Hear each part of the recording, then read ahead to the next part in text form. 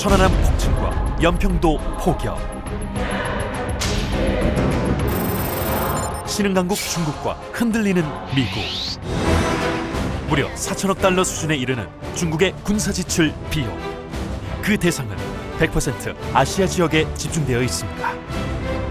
동쪽으로 점차 세력을 확장해오는 중국, 끝나지 않은 남북전쟁과 큰 변화를 겪고 있는 세계의 정세. 우리는 왜 강해져야 하는가? 새로운 관점의 강한 대한민국. 대한민국을 향해 외치는 그의 이야기가 시작됩니다. 오늘 저는 여러분과 함께 대한민국이라고 하는 이런 제목으로 말씀을 드리겠습니다. 거기에 끝에 뭐가 붙어 있죠? 물음표지요? 대한민국은 강한 나라인가? 그런 내용입니다. 내용이 상당히 많고 제가 오늘은 각별하게 이 구로 이 지역을 위해서 심혈을 기울여서 내용을 많이 제 나름대로 가다듬어서 오늘 이렇게 여러분을 모시게 되었습니다. 이왕 서로 이렇게 만났습니다. 만났고 또 제가 여기에 언제 또 올지, 제가 이 세상에 살고 있으면서 여기에 다시 못 올지 모른다, 그렇게 생각하면은 오늘 우리의 이 만남은 굉장히 중요한 시간의 만남이라고 생각이 되어집니다. 그래서 같이 오늘 이 화면을 보면서 강한 대한민국, 정말 우리는 지금 어떤 입장에 있는가? 한반도는 동북아시아의 전략적 요충지에 있는 것이 틀림없습니다. 여러분, 강대국 사이에서 대한민국에 가야 될 길은 어떤 길로 가야 될 것인가? 오늘 우리는 이 강대국의 한복판에서 어떻게 이 강대국을 우리가 잘 협력 관계를 만들어 가면서 정말 이 아시아의 한반도의 통일과 평화는 물론이지만 아시아와 더불어 더 나아가서는 전 세계적인 이런 평화의 세계를 실현할 수 없는 것인가? 이런 문제를 같이 논의해 보고자 합니다. 여러분, 이 도면에서 여러분이 보신 바와 같이 한반도는 지정학적으로 굉장히 중요한 반도 국가입니다. 그래서 일본이나 러시아나 중국이나 미국, 이 강대국들은 지금까지 오랜 세월 동안 이 한반도에 대해서 욕심을 많이 냈습니다. 러시아 같은 나라는 공산혁명을 1917년에 했습니다. 그리고 1919년 3월 우리가 김인현 독립만세를 부르던 똑같은 해 똑같은 날 국제공산당 국가를 완벽하게 제3차 국제공산주의 기반을 결국 만들고 출발했던 바로 러시아입니다. 그런데 이 러시아의 공산화 정책은 극동 아시아 정책을 썼습니다. 세계를 적화하기 위해서는 결국 미 본토를 적화해야 되고, 미 본토를 적화하기 위해서는 태평양을 반드시 건너지 않으면 아니 된다. 이 태평양을 반드시 점령하기 위해서는 부동항구인 한반도를 반드시 자기들이 붙들지 않으면 안 된다는 것이 러시아의 세계 적화 전략 중에 가장 큰 맥이 되는 그들의 전략이었습니다. 더 가까운 중국은 말할 나위 없습니다. 여러분, 우리 한반도 외침은 약 1,000여 회에 가까운 932회라고도 합니다. 여러분, 이 외침의 80% 이상이 전부 다 북쪽으로부터 내려온 침략이었습니다. 자, 이런 러시아와 중국 그리고 일본은 우리가 이 시간에 더 설명할 필요가 없기 때문에 제가 약하겠습니다. 미국은 우방국가입니다.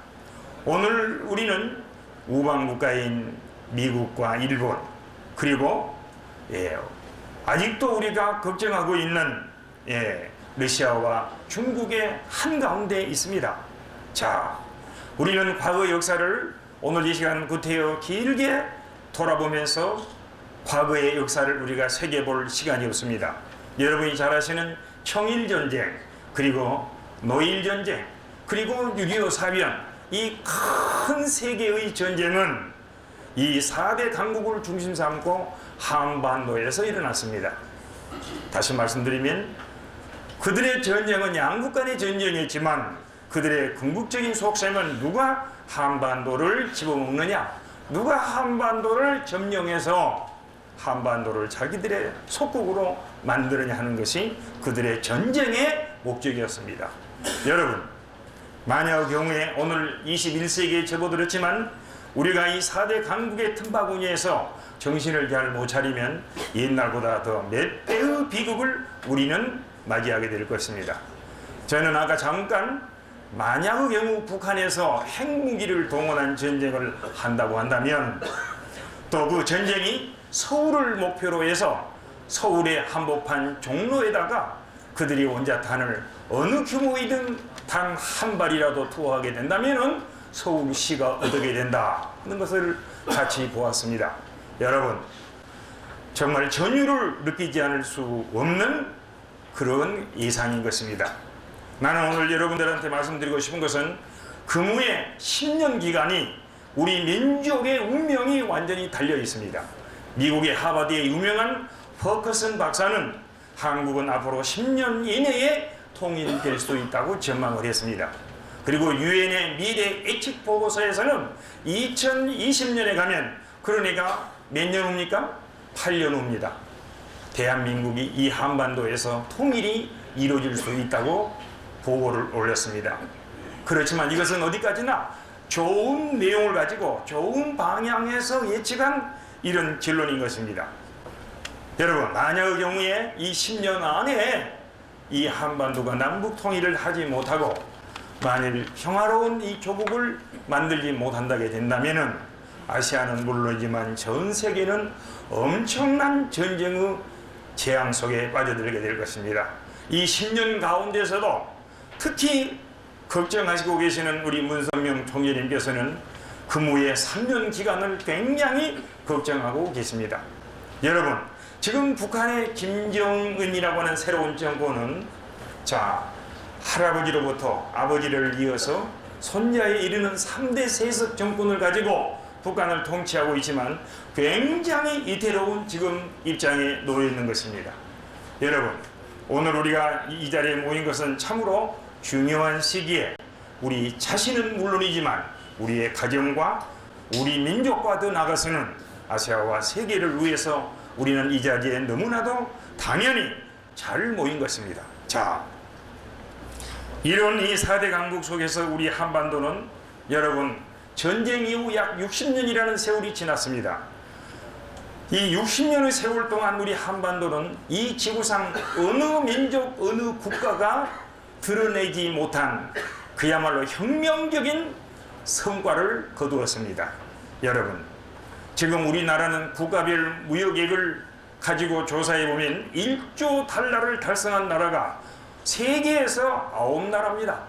그 9나라 중에 맨 처음 나라가 미국이고, 그 다음 독일, 그 다음에 중국과 일본, 그리고 프랑스와 영국, 그리고 2007년에 네덜란드와 이탈리아, 그리고 우리 한국이 여러분 수출과 수입을 합해서 1조 달러를 달성하게 된 것입니다.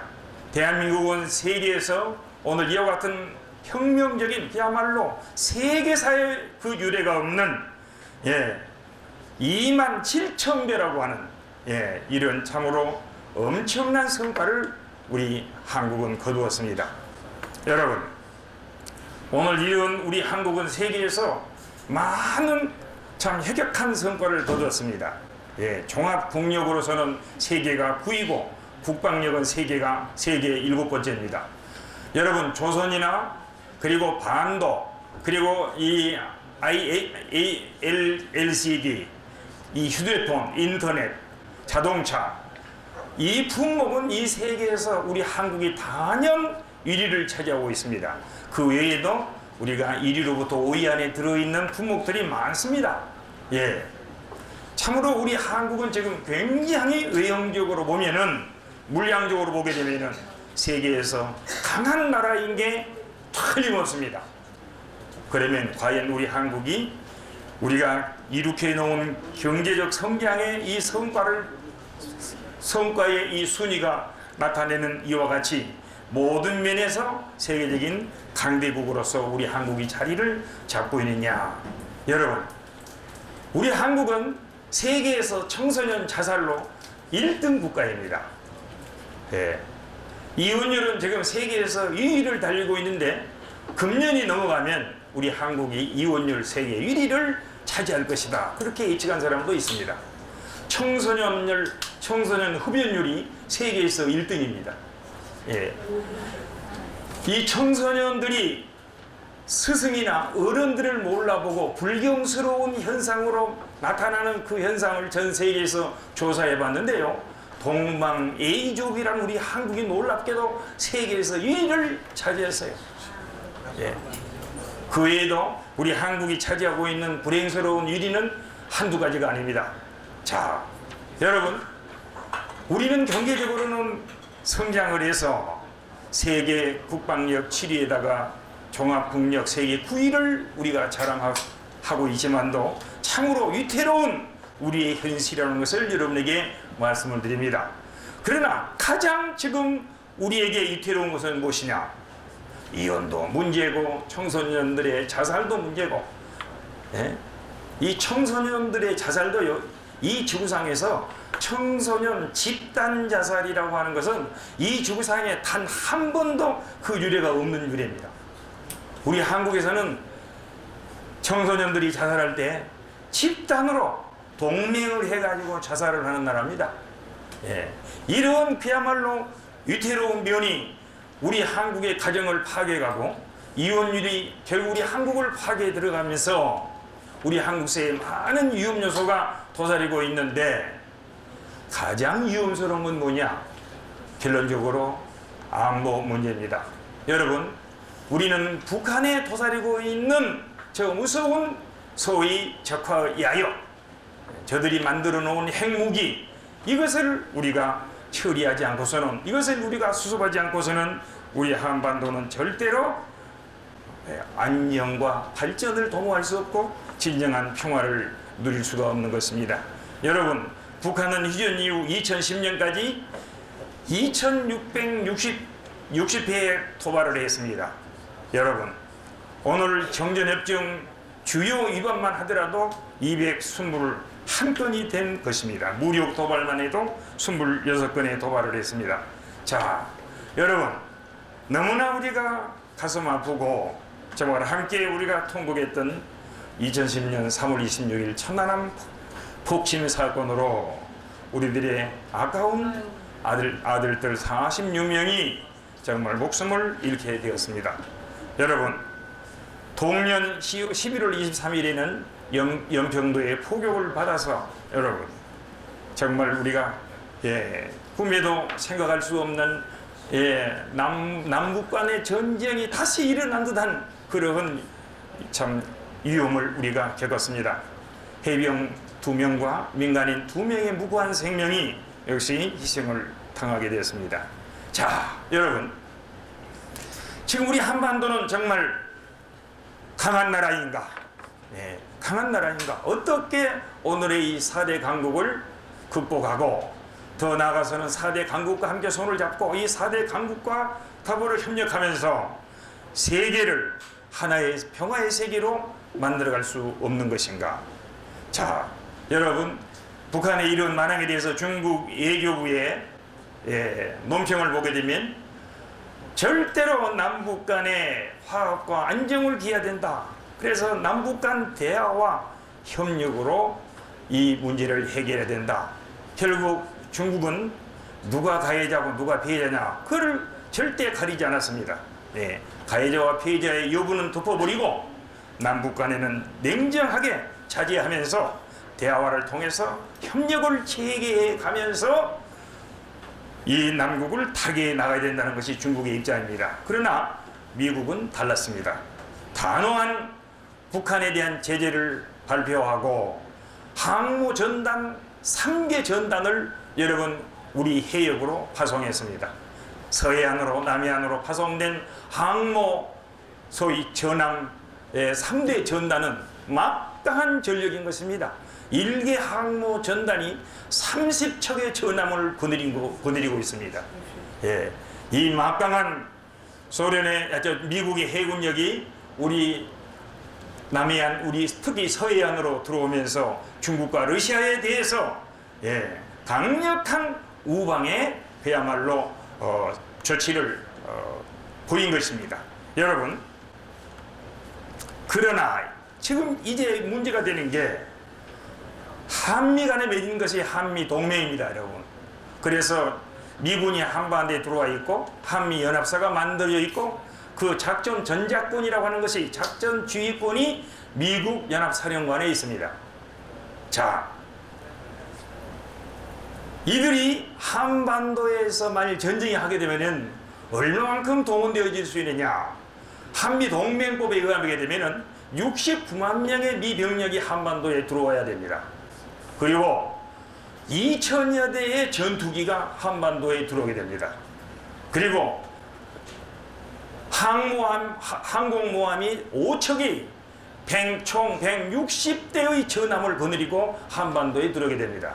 여기에 투입된 돈은 720조나 되는 것입니다. 예. 이 엄청난 소위 한미동맹에 의한 그들의 군사력이 우리 한반도에서 다시 전쟁이 일어날 때 그들이 우리 한반도에 와서 지원하겠느냐? 여러분 어떻게 생각하십니까? 그동안에 우리 한반도 내부에서는 한미동맹을 빨리 파괴하고 주한 미군이 철수하고 미군이 가지고 있는 전작권을 작전 소위 주의권을 우리 한국군에 이양하라 하면서 미군 철수에 대한 데모 많이 했습니다. 자, 그러나 여러분 미국은 지금까지 서울 북쪽에 주로 동두천이나 의정부 쪽에 미군을 주둔시키면서 그들이 전쟁을 발발할 때 그들이 전쟁을 일으키게 되면 즉각적으로 북한국과 미군이 대치해서 싸우는 이런 형태를 지금도 유지하고 있는 것입니다. 그러나 여러분 지금 미국의 사정은 너무나 변하고 있다고 하는 것을 여러분들이 알으셔야 됩니다. 지금 미국은 쌍둥이 적자에 허덕이고 있습니다. 여러분 까만 선으로 되어 있는 나이는 1970년으로부터 2010년까지의 미국의 소위 적자를 재정 적자하고 무역 적자를 합해 가지고 이 세 라인을 그으면서 소위 미국의 소위 적자의 상황을 지금 미국은 걸머지고 있으면서 활구등을 치고 있는 것입니다. 여기 까만 선은 재정 적자입니다. 1년에 1조 5천억 달러가 적자가 나옵니다. 그리고 하늘색으로 되어 있는 선은 무역 적자입니다. 1년에 약 5천억 적자입니다. 이것은 2010년, 2011년 아마 금년에도 거의 비슷합니다. 도합 2조 달러에 대한 걷잡을 수 없는 부채에 결국 미국이 지금 빠져들고 있는 것입니다. 이 두 개를 합쳐가지고 녹색으로 표시된 이 소위 적자 라인을 여러분 보십시오. 점점 밑으로 추락하고 있는 것입니다. 자, 여러분 지금 미국이 돈이 없습니다. 제1 채권 국가가 어느 나라인지 아십니까? 미국의 채권 국가 제1번이 중국이 채권 국가입니다. 자, 오늘 미국이 이렇게 돈을 가지고 있지 못하게 되는데 한반도에서 들어가는 엄청난 전비를 대줄 수 있느냐? 한미 동맹이 있는 한 미국 대통령은 의회의 승인을 받지 않고 대통령령으로 즉각적으로 미군을 한반도에 투입시킬 수 있습니다. 그러나 만약의 경우에 지금 일부 진영에서 강력히 추진하는 미군 철수가 되고 한미 동맹이 파괴된다고 한다면 미국 대통령은 반드시 의회의 승인을 받지 않으면 미군을 한반도에 보낼 수가 없습니다. 여러분, 미국의 하원에서 미국의 상원에서 막대한 전비가 투입되는 것은 물론이지만 미국의 수많은 젊은이들이 피를 흘리며 쓰러져 가야 될 그 전쟁터에 그들이 승인을 해주겠습니까? 이게 큰 문제인 것입니다, 여러분. 자, 저는 부모 자식 간의 간단한 예를 들겠습니다. 저도 13명의 손자 손녀를 가지고 있습니다. 손자 손녀가 용돈이 필요할 때 할아버지 혼유물이나 은행 저금 통장에 돈이 있으면은 얼마든지 꺼내서 줄 수 있습니다. 또 줘야 되죠. 더욱이 손자 손녀가 병이 들어가지고 병원에 가서 수술을 해야 된다고 한다면은 여러분 그야말로 내 주머니에 들어있는 돈 다 털어내야 됩니다. 은행에 들어있는 적금된 모든 돈이라도 다 털어내서 손자 손녀를 도와줘야 돼요. 그렇죠, 우리 할아버지들 할머니들 틀림없죠. 그런데 할아버지 내 호주머니에 돈이 하나도 없습니다. 내가 은행에 적금해 놓은 돈이 한 푼도 없습니다. 다 꺼내서 없습니다. 빚까지 져가지고 오히려 부채에 내가 몰리고 쫓기고 도망다니던 입장이면 병원에 수술하러 가는 내 손자 손녀에게 주고 싶은 마음은 한량없지만 내 오장육부라도 잘라서 주고 싶지만 그 손자 손녀를 도울 수 없는 것이 능력 없는 할아버지의 입장이 되는 것입니다. 여러분 지금 미국은 그런 나라로 전략에 가고 있습니다. 유럽의 위기, 대표적인 그리스의 위기가 여러분 매일 텔레비나 신문에 보도되고 있습니다. 지금 미국은 지금 저 상태로 가게 되면은 반드시 그리스와 같은 나라가 된다고 하는 것이 세계 경제 전문가들의 예고입니다. 자, 여러분 이거는 미국 국가 부채의 소위 GDP, 국내 총생산을 말하는 것입니다. 미국의 GDP는 약 14조의 정도로 GDP가 세계에서 제일 많습니다. 그렇지만 그들의 GDP 비율, 거기에 국가 부채의 비율을 보게 되면 여기 보게 되면 제일 높은 데가 있죠.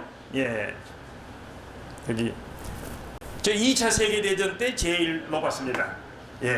그리고 그 다음에 지금 상승 곡선을 그으면서 올라가고 있는데 여러분 지금 미국의 의회에서 책정된 지출 예산을 그대로 지출을 해야 될 예정액을 그대로 하게 되면은 미국의 적자폭은 어떻게 올라가냐면 이렇게 올라가게 되어 있습니다.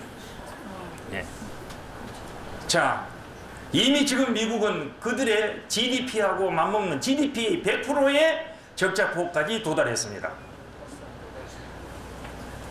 자, 어떻게 되겠습니까? 그래서 할 수 없이 이걸 조정해야 된다. 다시 말씀드리면 미국은 흑인 여자들이 결혼해가지고 또는 결혼하지 않더라도 어떻게 해서든지 얘기만 많이 나면 편하게 앉아서 먹고 산다. 그런 흑인 여자들이 그 숫자가 굉장히 많습니다. 얘기 5만 나서 거느리고 있으면은 그 어머니는 편히 먹고 산다는 말이 있어요. 그게 소위 미국의 복지 정책입니다. 미국의 정치인들 가운데서는 소위 대중정치, 이 포퓰리즘이라고 하는 것인데요. 대중의 인기를 얻고 대중의 표를 얻어서 정권을 잡기 위해서 복지정책을 아무 대책 없는 복지정책을 쓴 거예요. 국민의 충분한 생산과 더불어서 그들의 세금이 확보가 되고 그런 안정된 기반, 경제 기반 위에서 복지정책이 반드시 시행이 되어야 됩니다. 국민들의 열성과 국민들의 책임에 의해서 거두어진 그런 미국의 경제력, 튼튼한 그 기반 위에서 공정한 분배, 그야말로 빈부의 격차가 없는 공정한 분배를 통해서 적정 분배를 통해서 모두가 다 같이 공생해야 되는 것입니다.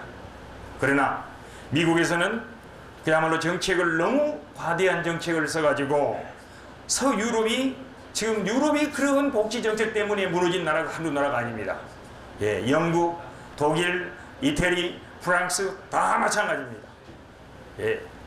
여러분, 저는 뒤에 이제 대안에서 여기에 대한 걸 정확하게 말씀을 드리겠습니다.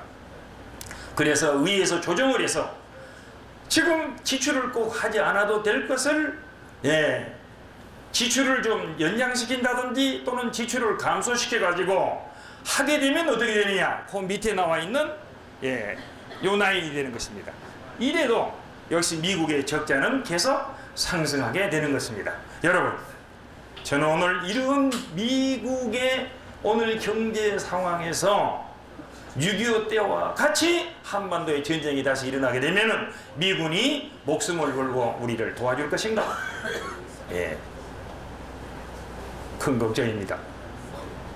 여러분, 자, 이 라인을 보십시오. 이거는 세계 GDP, 유럽과 미국과 그리고 아시아와 라틴 아메리카, 아프리카 등지의 소위 국내 총 생산의 흐름을 여기서 볼 수가 있습니다. 여보세요. 1970년으로부터 약 10년까지 이르는 이 GDP의 이 상황을 보게 되면은 유럽은 35%가 넘었습니다. 36%대에서 점점 떨어져 가지고 결국 2009년에는 27% 선에 떨어지고 말았습니다. 미국은 그런대로 이 GDP 국내 총생산이 유지되고 있습니다만은 지금은 하향선으로 내려가고 있는 것입니다. 여기에 우리가 참으로 깜짝 놀랄 만한 지금 곡선이 있죠. 적색으로 된 이 곡선은 아시아와 오세아니아의 소위 GDP 국내 생산의 소위 궤도입니다. 놀랍게도 15% 선에 세계 전체적인 GDP 총액의 15%에 달했던 아시아 지방이 오세아니아가 지금 26%를 넘어서 30%에 육박하고 있는 것입니다. 라틴 아메리카나 또 아프리카나 중동은 우리가 생각하지 않기로 하겠습니다. 문제가 되는 것은 지금 세계 경제, 이 GDP 세계 경제가 이렇게 하향 곡선을 지금 내리막길에 지금 있기 때문에 우리는 경제 위기가 전 세계적으로 지금 휘몰아치고 있는 것입니다. 그런데 아시아에서 이렇게 상승하고 있기 때문에 이게 우리 아시아가 잘 살게 되는 것이 아니냐, 여러분 그렇게 생각할 수 있지만 그게 아닙니다. 여기 나와 있는 이 선은 거의가 다 90%가 중국이라고 해도 과언이 아닙니다. 중국의 GDP입니다. 왜냐하면 일본은 지금 약 15년 동안 제자리 걸음하고 있습니다. 우리 한국도 한 10년 동안을 우리 한국 경제가 지금 그렇게 성장을 하지 못하고 있는 상황입니다. 그렇다고 한다면은 이 아시아나 오세아니아의 이 상승선은 전부 다 중국 것입니다. 중국의 경제력은 지금 엄청난 상승을 하고 있습니다. 자, 문제는 이와 같은 중국의 경제력이 앞으로 어떤 결과를 가져올 것이냐 하는 것을 뒤에서 보겠습니다. 그 전에 이런 경제적 위기 속에서 미국은 어떻게 변해가고 있는가 하는 것을 같이 여기서 찾아보겠습니다. 여러분, 두 개의 도표를 먼저 보겠습니다. 먼저 보는 도표, 적색과 그리고 청색이 있는데, 이 청색은 뭐냐면은 세계에서 미국은 직접 관련되는 문제만 개입하고 다른 나라 문제는 그들에게 맡겨야 한다 하는 것이 청색이고, 아니다, 그들 나라에만 맡기지 말고 그들 나라를 우리가 도와줄 때는 도와주고 또 그들 나라에게 그래서는 안 된다고 조언을 할 때는 조언도 하고 그래야 되는 거 아니냐, 세계 문제에 관심을 가져야 된다, 아니다, 이 두 개로 그래프를 그어보았습니다. 여러분,